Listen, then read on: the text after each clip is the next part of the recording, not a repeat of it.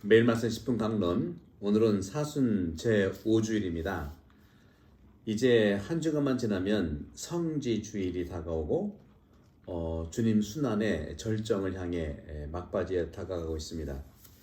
오늘 보고 말씀은 요한복음 12장 20절에서 33절입니다. 축제 때 예배를 드리러 올라온 이들 가운데 그리스 사람도 몇 명 있었다. 그들은 갈릴레아의 벳사이다 출신 필립보에게 다가가 선생님, 예수님을 뵙고 싶습니다 하고 청하였다. 필립보가 안드레아에게 가서 말하고 안드레아와 필립보가 예수님께 가서 말씀드리자 예수님께서 그들에게 대답하셨다. 사람의 아들이 영광스럽게 될 때가 왔다. 내가 진실로 너희에게 말한다. 밀알 하나가 땅에 떨어져 죽지 않으면 한 알 그대로 남고 죽으면 많은 열매를 맺는다. 자기 목숨을 사랑하는 사람은 목숨을 잃을 것이고 이 세상에서 자기 목숨을 미워하는 사람은 영원한 생명에 이르도록 목숨을 간직할 것이다. 누구든지 나를 섬기려면 나를 따라야 한다. 내가 있는 곳에 나를 섬기는 사람도 함께 있을 것이다. 누구든지 나를 섬기면 아버지께서 그를 존중해 주실 것이다. 이제 제 마음이 산란합니다. 무슨 말씀을 드려야 합니까? 아버지, 이 때를 벗어나게 해 주십시오 하고 말할까요? 그러나 저는 바로 이 때를 위하여 온 것입니다. 아버지의 이름을 영광스럽게 하십시오. 그러자 하늘에서 나는 이미 그것을 영광스럽게 하였고 또 다시 영광스럽게 하겠다는 소리가 들려왔다. 그곳에 서 있다가 이 소리를 들은 군중은 천둥이 울렸다고 하였다. 그러나 천사가 저분에게 말하였다 하는 이들도 있었다. 예수님께서 이르셨다. 그 소리는 내가 아니라 너희를 위하여 내린 것이다. 이제 이 세상은 심판을 받는다. 이제 이 세상의 우두머리가 밖으로 쫓겨날 것이다. 나는 땅에서 들어 올려주면 모든 사람을 나에게 이끌어 드릴 것이다. 예수님께서는 이 말씀으로 당신께서 어떻게 죽임을 당하실 것인지 가르치신 것이다. 주님의 말씀입니다. 그리스도님 찬미합니다. 네, 오늘 복음은 너무나 우리가 유명한 말이 있죠. 밀알 하나가 땅에 떨어져 죽지 않으면 한 알 그대로 남고 죽으면 많은 열매를 맺는다. 자기 목숨을 사랑하는 사람은 목숨을 잃을 것이고 이 세상에서 자기 목숨을 미워하는 사람은 영원한 생명에 이르도록 목숨을 간직할 것이다. 누구든지 나를 섬기려면 아버지께서 그를 존중해 주실 거라고 말씀하십니다. 누구든지 나를 섬기면 아버지께서 그를 존중해 주실 것이다. 그래서인지 땅에 떨어져 죽는 밀알은 바로 그리스도를 믿는 신앙 때문에 추방과 죽음을 겪는 공동체 안에 틀림없이 존재합니다. 바로 순교자들이죠. 우리가 김대건 신부님 그리고 최영합 신부님 탄생 200주년이고요. 김대건 신부님께서 유네스코 인물로 지정이 됐고 또 최영합 신부님께서 땀의 순교자로서 정말 많은 삼옥의 한국의 또 조선의 바울의 모습을 드러내셨죠. 순교자들입니다. 그들은 많은 열매를 맺기 위해서 씨는 땅에 떨어져야만 한다 하는 가치를 살았을 겁니다. 하지만 예수님께서 먼저 그렇게 땅에 떨어지셨기 때문에 김대건 신부님이나 최영업 신부님도 그것을 따라 사신 거죠. 이순신 장군도 이런 삶을 살지 않았습니까? 많은 분들이 이런 삶을 살아온 것은 사실입니다. 하지만 예수님이 먼저 떨어졌던, 정말 당신이 먼저 땅에 떨어지셨던 그런 미랄 하나였죠. 그리고 하늘로 들어 올려지신 것입니다. 요한복음사가는 오늘 복음에서 예수님의 죽음을 말하기 위해서 이 떨어짐이라고 하는 그런 이미지를 사용하고 있어요. 여러분들도 오늘 복음에서 미랄 하나가 땅에 떨어져 죽지 않으면 하나는 그대로 남고 죽으면 많은 열매를 맺는다 하고 기록하고 있는데, 여러분들 떨어져 죽는 거에 대해서 두려움이 있죠? 저도 그렇습니다. 그러나 오늘 복음 말씀을 하나씩 떼어서 하나씩만 살펴볼까요? 미랄 하나가 땅에 떨어져, 여기까지만 생각해 볼까요? 미랄 하나가 땅에 떨어진다는 사실 뭘까요? 죽는다, 죽지 않는다, 이것은 우리의 몫이 아닌 듯합니다. 죽는 것도 바로 하느님의 은총과 하느님의 보호와 하느님의 축복이 있어야 되는 것 같아요. 인간의 힘으로는 참 어렵죠. 그래서 저는 미랄 하나가 땅에 떨어진다는 이 떨어짐의 영성, 죽는 것은 주님께서 우리에게 해주실 것입니다. 떨어짐의 영성에 대해서 우리는 얼마나 살아갈 수 있을까요? 그런 점에서 믿음 안에서 영원한 생명으로 가기를 바라는 사람들은 예수님처럼 자기 스스로를, 자기 목숨을 선물로 내놓으면 된다고 주님은 오늘 복음에서 말씀하시죠. 다시 말해서 자기들의 목숨을 내놓도록 준비되어야만 한다고 초대하십니다.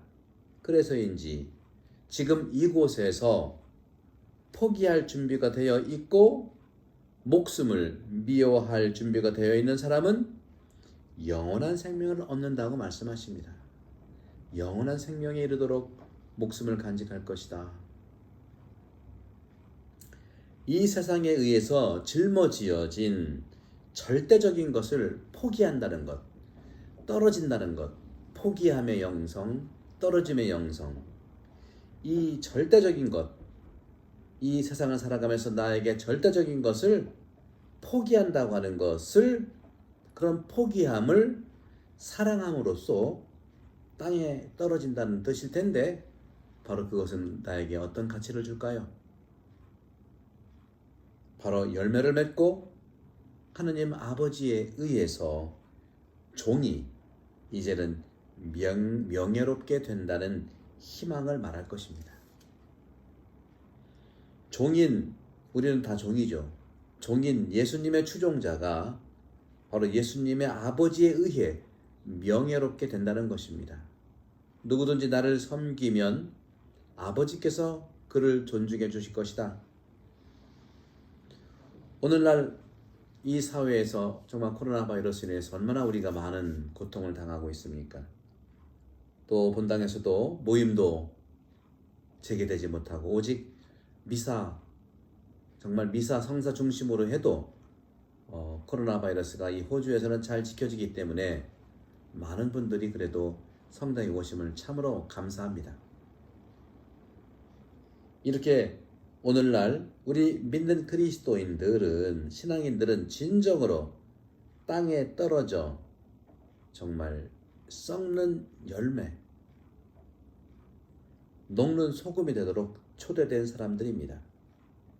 나는 과연 미랄 하나가 땅에 떨어져 썩는 존재인지, 죽는 존재인지, 하나 그대로 남고 죽으면 어떻게 될까요? 죽지 않으면 하나 그대로 남고 죽으면 많은 열매를 맺는다고 그랬습니다. 나는 그런 점에서 소금의 그런 영성과도 관련이 있어요. 소금이 과연 녹을 때 짜게 되는 것도 방부제 역할을 하는 거 아닐까요?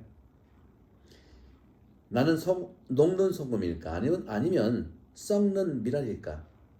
아니면 누군가를 내가 오히려 썩게 하는 미랄일까? 녹지 않고 짜게만 하는 소금일까? 주님과 나 자신은 분명히 알고 있을 것입니다. 그런 점에서 오늘 우리는 이런 삶을 살아가면서 주님께서 말씀하시는 오늘 이 사순 5주일의 이 독서와 복음도 그런 관점에서 우리가 읽어낼 수가 있다고 생각합니다. 오늘 제1독서 에레미야의 말씀에서 새 계약을 말씀하십니다. 하나님께서 옛 계약을 맺으셨죠. 그것은 바로 에집트에서 나오는 이집트 고통에서 이스라엘을 구해서 출애굽을 통해서 맺은 계약입니다. 시나이의 계약이죠. 하지만 그들은 계약을 맺은 하나님과의 약속을 깼습니다. 주님께서는 이렇게 말씀하셨죠. 나는 그들의 가슴에 내 법을 넣어주고 그들의 마음에 그 법을 새겨주겠다. 그래서 나는 그들의 하느님이 되고 그들은 나의 백성이 될 것이다. 하지만 그들은 아버지 하나님과의 계약을 어기고 죄를 지었습니다.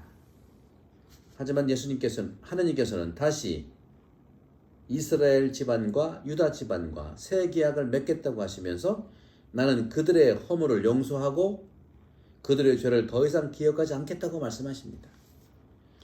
사랑하는 형제자매 여러분, 우리 그리스도인들은 어떻습니까? 우리는 어떻습니까?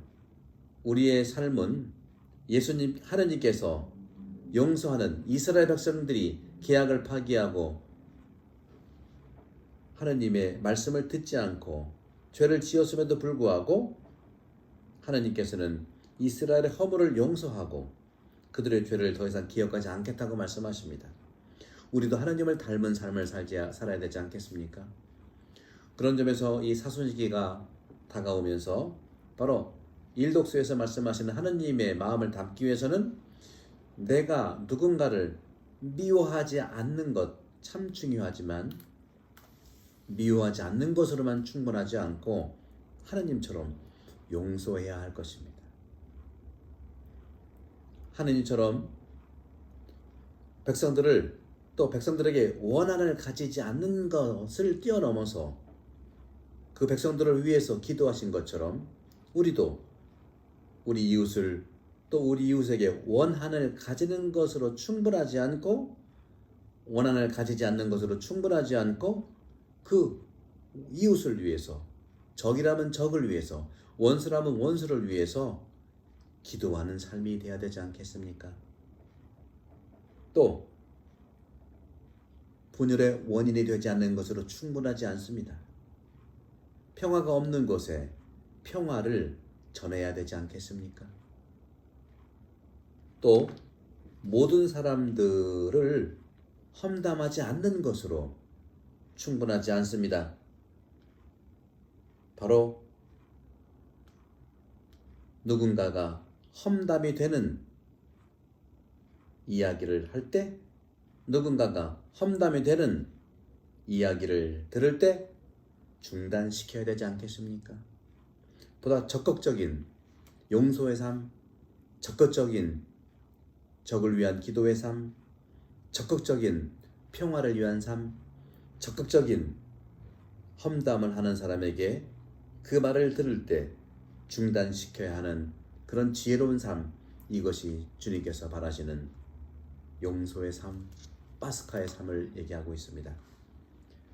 사랑하는 형제자매 여러분, 오늘 주님께서 말씀하십니다. 이제 제 마음이 산란합니다. 무슨 말씀을 드려야 합니까? 아버지, 이 때를 벗어나게 해 주십시오 하고 말할까요?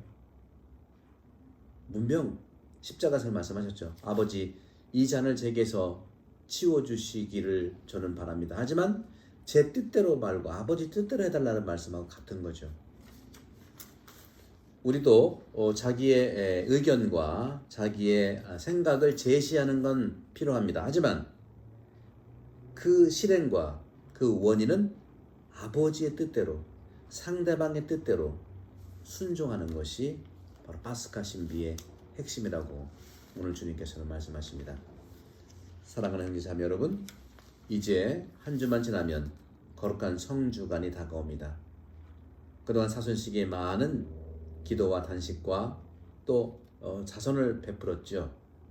우리 모두 이러한 삶을 통해서 진정한 파스카 신비에 참여하는 부활의 기쁨을 특별히 남은 2주 동안 더 열심히 우리의 삶을 주님 뜻대로 하느님을 닮는 용서하는 삶, 또 밀알 하나가 땅에 떨어지는 삶, 죽는 거는 두 번째, 세 번째, 그것은 주님이 알아서 하실 겁니다.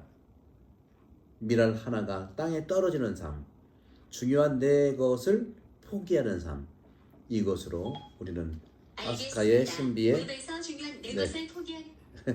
예, 시리가 또 알았다고 하네요. 예. 이런 것들을 통해서 우리 축복을 하기를 바랍니다. 성부와 성자 성령 여러분 모두를 강복합니다. 감사합니다.